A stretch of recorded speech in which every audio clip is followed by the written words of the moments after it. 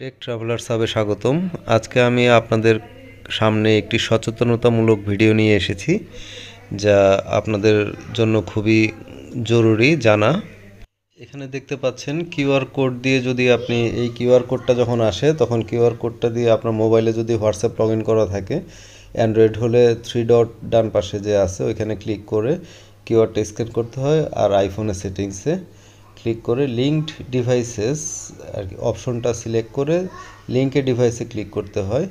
তো তারপরে ক্যামেরাটা যদি আপনি কিউআর স্ক্যান করেন তাহলে লগ ইন হবে। আর এমনি আপনি যদি চান মোবাইল দিয়েও লগ ইন করতে পারেন। নিচের অপশনটা সিলেক্ট করে এখানে কান্ট্রি সিলেক্ট করে মোবাইল নাম্বার দিলে, নেক্সট দিলে ওটিপি আসবে।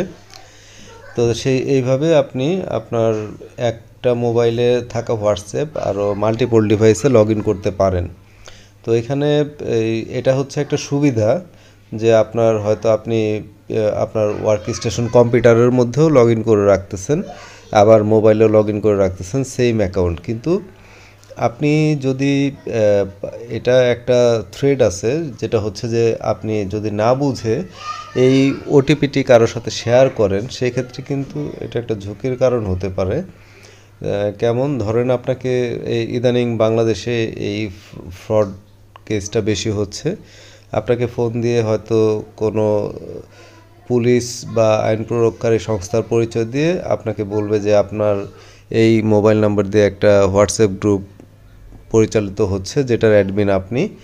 তো এই কারণে আপনার এই গ্রুপ থেকে বিভিন্ন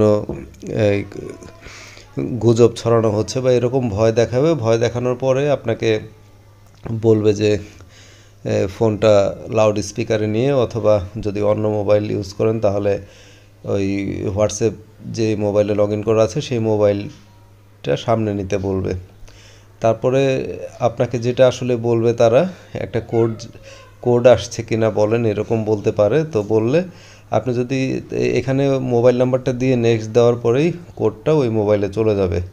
তো আপনি তখন এখানে কোডটা দিয়ে তারপরে আপনার যে হোয়াটসঅ্যাপ অ্যাকাউন্ট সেটাতে তার ডিভাইসেও লগ ইন করবে। লগ ইন করার পরে সে আপনার হোয়াটসঅ্যাপের যত কনভারসেশন আছে সব সে দেখতে পারবে।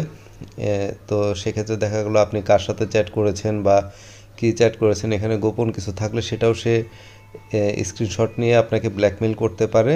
অথবা আপনার এই মোবাইল নাম্বার থেকে যাদের কন্ট্যাক্ট কমিউনিকেশন আছে তাদের কাছ থেকে টাকাও চেতে পারে। টাকা চাওয়ার পরে সে মেসেজটা আর্কাইভ করে দিতে পারে, যাতে আপনি লগ ইন করলেও বুঝতে না পারেন যে আসলে আরেকজন আপনার হয়ে কথা বলতেছে। এরকম বিভিন্ন ইস্যু আছে।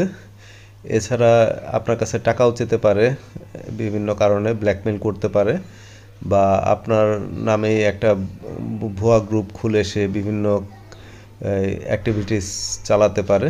এই কারণে এটা সতর্ক হতে হবে। মেইন কথা হচ্ছে কেউ ওটিপি চাইলে ওটিপি দেওয়া যাবে না। আমার চ্যানেলটা সাবস্ক্রাইব করে রাখবেন। ধন্যবাদ।